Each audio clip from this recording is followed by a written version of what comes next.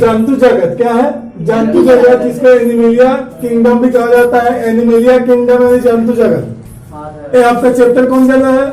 जीवों में विविधता। जीवों में विविधता आपका चैप्टर है, और इस चैप्टर में आपका जंतु जगत, धरती पर अवस्थित जितने भी आपका जीव जंतु है, वो जीव जंतुओं के आपका 5 वर्गों में बांटा गया था कैरोलस लिनियस के द्वारा, जिसमें सबसे लास्ट जो आपका वर्गीकरण किया गया था, लास्ट जो आपका वर्ग है वो कौन सा है? तो जंतु जगत है। कौन है? जंतु जगत। आप लोगों को बताया गया था धरती पर अवस्थित सभी जीव जंतुओं, पेड़ पौधों को आपका 5 वर्गों में बांटा गया था। सबसे पहला वर्ग आपका क्या था? मोनेरा जगत था। दूसरा आपका जगत प्रोटिस्टा जगत था। तीसरा आपका है ना फंजाई जगत। चौथा आपका है ना प्लांटी जगत, मतलब पादप जगत, जिसमें पेड़ पौधे आते थे। और आपका छठा 5वां आपका लास्ट जगत जो आपका जंतु जगत है, यानी एनिमलिया किंगडम, जिसके अंतर्गत सभी जीव जंतु एवं कीड़े मकोड़े आएंगे। तो ये आपका जंतु जगत है, जिसके अंतर्गत सभी जीव जंतु कीड़े मकोड़े पशु पक्षी जितने भी है सब धरती पर आ जाएंगे। जो प्रकाश संश्लेषण नहीं कर पाता, प्रकाश संश्लेषण नहीं कर पाता है। जंतु जगत के जो भी प्राणी है ना, घोड़ा बैल बकरी आदमी कुत्ता मैना लोमड़ी सियार बाघ शेर जितना भी है, वो सभी जंतु जगत के प्राणी है। एडक मेढक जितना भी है ना, सांप कछुआ, ये सारे क्या जंतु जगत के प्राणी है। और एक प्रकाश संश्लेषण नहीं करते हैं, क्योंकि इनके पास क्लोरोफिल नहीं है। यही तो आपका भगवान के द्वारा ना इंसाफी किया गया है। हालांकि जीव जंतुओं को क्लोरोफिल नहीं दिया गया, क्योंकि अगर क्लोरोफिल अगर मिल जाता तो आपका जीव जंतु भी अपना भोजन स्वयं बना लेते हैं। इतना झंझट करने की आवश्यकता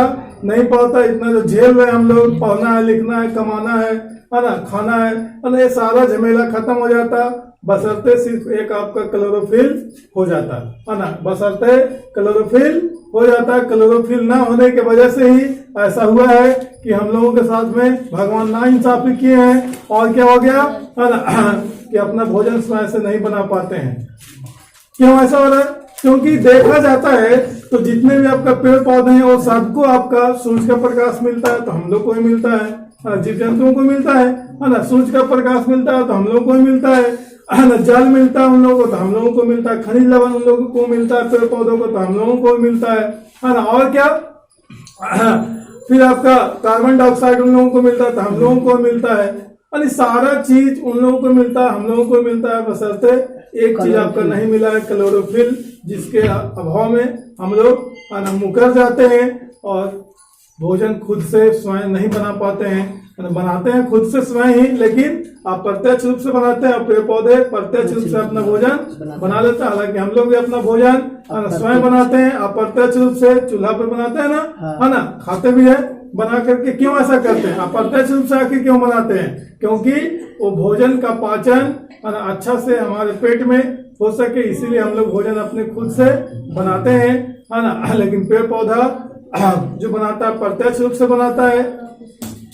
प्रत्यक्ष रूप से कहने का मतलब सारा कुछ प्राकृतिक का दिया हुआ मटेरियल प्राप्त करके अपना भोजन बना लेता। हम लोग किसी दूसरे जीव जंतुओं पेड़ पौधों से प्राप्त करके अपना भोजन बनाते हैं अप्रत्यक्ष रूप से। अप्रत्यक्ष रूप से बनाने का मेन मकसद क्या है कि आपका भोजन का पाचन सही से हो सके और आपका भोजन स्वादिष्ट हो, भोजन स्वादिष्ट हो, भोजन टेस्टी बने, खाने में अच्छा लगे। इसीलिए हम लोग भोजन को खुद से ही बनाते हैं। आप प्रत्यक्ष रूप से बनाते हैं, पेड़ पौधे प्रत्यक्ष रूप से बनाते हैं। डायरेक्ट आपका प्रकृति का दिए हुए मटेरियल को प्राप्त करके क्लोरोफिल की उपस्थिति में बना लेता है प्रकाश संश्लेषण के माध्यम से। चलिए आगे बातें करते हैं। ये तो आपका सारा चीज हो गया। जंतु जगत में सारे आपका जीव जंतु आते हैं, है ना। पादप जगत में सारे पेड़ पौधे आते हैं। चलिए बातें करते हैं जंतु जगत के बारे में। जंतु होते हैं, क्या होता है जंतु? तो बहुकोशिकीय तथा यूकैरियोटिक होता है। यानी बहुकोशिकीय कहने का मतलब जंतु जितने भी हैं, हम लोग भी जंतु हैं, है ना। और जितने बता रहे हैं अभी पशु पक्षी जितना सब क्या है ना, जंतु ही है। और ये बहुकोशिकीय क्योंकि जंतुओं का शरीर जो होता है एक से अधिक कोशिकाओं का बना होता है, एक से अधिक कोशिकाओं से बना होता है, 2 या 2 से अधिक कोशिकाओं से बना होता है, यानी यूनिसेलुलर होता है। इसलिए आगे और बातें करें। जंतु जो होता है यूकैरियोटिक होता है। यूकैरियोटिक कहने का मतलब जंतुओं के शरीर में जो उपस्थित जो कोशिकाएं होता है, जिस कोशिका से जंतु का शरीर का निर्माण होता है, इस कोशिका में बहुत सारे आपका कोशिकांग पाता है। कोशिका झिल्ली भी होता है, इनमें आपका कोशिका झिल्ली के साथ साथ केंद्रक होता है, केंद्रिका होता है, केंद्रक झिल्ली भी होता है। तो ये आपका क्या होता है, यूकैरियोटिक कोशिका होता है जंतुओं में, और यूकैरियोटिक कोशिका जो होता है विकसित कोशिका होता है, और प्रोकैरियोटिक कोशिका और आपका अविकसित कोशिका होता है। प्रोकैरियोटिक कोशिका में आपका कोशिका झिल्ली, केंद्रिका, केंद्रक झिल्ली वगैरह नहीं पाया जाता है। इस प्रकार से जंतु जो है वो आपका बहुकोशिकीय और यूकैरियोटिक होते हैं। बहुकोशिकीय और क्या होता है, यूकैरियोटिक होते हैं, है ना। आगे बात करें दूसरा प्रश्न का, तो जंतु परपोषी या विषमपोषी होते हैं। क्यों? क्योंकि क्लोरोफिल के अभाव में प्रकाश संश्लेषण नहीं कर पाते हैं, इसलिए जंतु परपोषी होते हैं, यानी कि विषमपोषी होते हैं, है ना। क्योंकि क्लोरोफिल के अभाव में प्रकाश संश्लेषण नहीं कर पाते हैं, है ना। प्रकाश संश्लेषण नहीं कर पाते हैं, बल्कि ये आपका दूसरे जीव जंतुओं से अपना भोजन ग्रहण करते हैं, दूसरे जीव जंतुओं पर निर्भर रहते हैं। जितने भी आपका धरती पर जीव जंतु पेड़ पौधे हैं, है ना, वो सभी से आपका भोजन प्राप्त करते हैं जंतु जगत के प्राणी, इसीलिए विषमपोषी कहलाते हैं। हम लोग भी विषमपोषी हैं, क्योंकि हम लोग भी अपना भोजन दूसरे जीव जंतु एवं पेड़ पौधों से प्राप्त करते हैं। आगे प्रश्न आता है तीसरा नंबर में, जंतु आवश्यकता से अधिक ग्रहण किए गए भोजन को किस रूप में अपने यकृत, है ना, या मांसपेशियों में, है ना, जमा करते हैं। मांसपेशियों में जमा करते हैं, यानी संचय करते हैं। क्या करते हैं? संचय करते हैं, है ना। तो जंतु आवश्यकता से अधिक ग्रहण किए गए भोजन को जंतु क्या करते हैं, अपने यकृत मतलब लीवर में, है ना, जिसको जिगर भी कहा जाता है, कलेजा भी कहा जाता है, उसमें जमा करता है, या मांसपेशियों में संचय करता है, नहीं जमा करता है। किस रूप में? तो ग्लाइकोजन के रूप में। कोई भी जीव जंतु होता है ना, वो जितना भी भोजन करता है सारा भोजन का एनर्जी के रूप में कन्वर्ट होने को, सारा एनर्जी को यूज ही नहीं करता, बल्कि कुछ एनर्जी को बचा करके रखता है ना, यकृत और मांसपेशियों में इकट्ठा करके रखता है, ताकि आपातकाल की स्थिति में, भूखे प्यासे की स्थिति में उस ऊर्जा का इस्तेमाल किया जा सके। क्योंकि ऐसा बताया थे पहले भी आप लोग को, एक मानव है जो आपका पैसा कमाता है तो सारा पैसा खर्च नहीं करता, कुछ बैंक अकाउंट में बैलेंस करके रखता है, ताकि आपातकाल इमरजेंसी में काम देगा। उसी प्रकार से एनर्जी के साथ भी होता है, ऊर्जा के साथ भी। ऊर्जा भी सारे जीव जंतु मानव क्या करते हैं, भोजन से ऊर्जा प्राप्त करने के बाद कुछ ऊर्जा को संचय करके रखते हैं, यानी जमा करके रखते हैं मांसपेशियों और यकृत में। यकृत का मतलब लीवर होता है, जिगर होता है, और उसी को हम लोग कलेजा भी कहते हैं। क्या कहते हैं? कलेजा। नेक्स्ट प्रश्न आता है 4 नंबर में, जंतु का शरीर होता है कैसा होता है? तो द्विस्तरीय, जिसको डिप्लोप्लास्टिक कहते हैं, और दूसरा क्या होता है, त्रिस्तरीय, जिसको ट्रिप्लोप्लास्टिक कहते हैं, है ना। तो जंतु का शरीर 2 तरह का हो सकता है, द्विस्तरीय भी हो सकता है और त्रिस्तरीय भी हो सकता है ना। डिप्लोप्लास्टिक भी हो सकता है और आपका ट्रिप्लोप्लास्टिक भी हो सकता है। दोनों तरह का जंतु का शरीर हो सकता है। अब आगे समझेंगे कि द्विस्तरीय किसको कहेंगे और आपका त्रिस्तरीय किसे कहेंगे। 5वां प्रश्न है आपका, जंतुओं का शरीर जब 2 जनन स्तरों, एक्टोडर्म और दूसरा आपका एंडोडर्म, एक्टोडर्म और एंडोडर्म का बना होता है तो क्या कहलाता है? तो आपका द्विस्तरीय जंतु कहलाता है। जिस जंतु का शरीर 2 जनन स्तर मतलब एक एक्टोडर्म और दूसरा एंडोडर्म, ये दोनों से अगर बना हुआ होगा तो वो जंतु क्या कहलाएगा? द्विस्तरीय जंतु कहलाएगा। और जिस जंतु का शरीर 3 स्तरों से मतलब एक्टोडर्म भी होगा, एंडोडर्म भी, और तीसरा एक स्तर मीसोडर्म होगा, इससे अगर तीनों स्तर से बना होगा तो ये जंतु आपका त्रिस्तरीय मतलब ट्रिप्लोप्लास्टिक कहलाएगा। क्या कहलाएगा? ट्रिप्लोप्लास्ट। लेकिन यहाँ पर समझने की बात अब है कि स्तर तो समझ में आ रहा है कि 2 स्तर होगा तो एक एक्टोडर्म होगा, दूसरा एंडोडर्म होगा। 3 स्तर होगा तो एक्टोडर्म होगा, एंडोडर्म होगा, तीसरा मीसोडर्म भी होगा। लेकिन ये तीनों स्तर होता क्या है तो इसके बारे में समझेंगे। देखिएगा यहाँ पे आपका तस्वीर बना हुआ है ना। ये तस्वीर जो है आहार नाल और शरीर के, है ना, भागों का तस्वीर है, जिसमें देखिएगा ये आपका फोटो जो बना है, इसमें सबसे बीच वाला जो खाली जगह दिख रहा है ये आहार नाल है। क्या है? आहार नाल है। है ना। और ये जो दिख रहा है आहार नाल के बाद जो बुंदा बुंदा वाला जो स्थान दिख रहा है ये आपका एंडोडर्म है। क्या है? एंडोडर्म है ना। और एक्टोडर्म की बात करें तो एक्टोडर्म आपका सबसे बाहरी जो आपका लेयर है, सबसे बाहरी स्तर जो है एक्टोडर्म का है। और मीसोडर्म की बात करें तो ये वाला जो आपका कटपुट का निशान जो दिख रहा है ना, क्रॉस का, एक क्रॉस वाला निशान का दोनों जो लेयर है ये आपका मेसोडर्म है ना। ये आपका मेसोडर्म है क्रॉस वाला, ये वाला, और ये वाला क्या है? मेसोडर्म है। और इसके बाद वाला यहाँ पे दिख रहा था बुंदा वाला, ये आपका एंडोडर्म है। और सबसे बाहर वाला एक्टोडर्म है, ये आपका जनन स्तर है ना। 3 को बताया जनन स्तर, एक्टोडर्म, एंडोडर्म और मीसोडर्म, ये तीनों स्तर है ना। आगे बातें करें तो सबसे बीच में तो आहार नाल है, लेकिन यहाँ पे जो सबसे बड़ा भूभाग जो बीच में खाली वाला है ये आपका सीलोम है, जिसको देह गुहा कहते हैं। क्या कहते हैं? देह गुहा कहते हैं। अब कहिएगा देह गुहा या सीलोम क्या होता है? तो यहाँ पे लिखा हुआ है ना, शरीर के दीवार, शरीर का दीवार और आहार नाल के बीच के जगह को देह गुहा कहते हैं। शरीर का जो दीवार होता है, जैसे हमारा शरीर है तो शरीर का दीवार है ना बाहर वाला, तो बाहर वाला क्या दीवार है ना। और बीच में क्या? आहार नाल है। बीच में क्या है? आहार नाल। आहार नाल में ना छोटी आग, बड़ी आग है ना, वगैरह वगैरह है ना, आग्नाशय वगैरह। तो आहार नाल जो है और हमारा शरीर का जो दीवार है, ये वाला बाहर का दीवार, घर है तो इसका दीवार है ना बाहर से, और इसके अंदर आप लोग से बैठे हुए हैं है ना। तो बाहर वाला जो दीवार होगा तो दिख ही रहा है कि बाहर का दीवार है, तो शरीर में तो बाहर बाहर दीवार है और इसके अंदर में बहुत सारी चीज है। जैसे कि आप लोग एक घर में बैठे हुए हैं रूम में, और इस रूम का दीवार है और रूम के अंदर में आप लोग हैं, तो आप लोग उसी के समान है। किसके समान? आहार नाल के समान हो गए। और बाहर वाला दीवार आपका है ना शरीर का दीवार कहलाएगा है ना। तो शरीर का दीवार जो हो गया, और भीतर में जो आपका आहार नाल है, ये दोनों के बीच का जो जगह होगा वही आपका सीलोम या देह गुहा क्या कहलाता है? सीलोम या देह गुहा।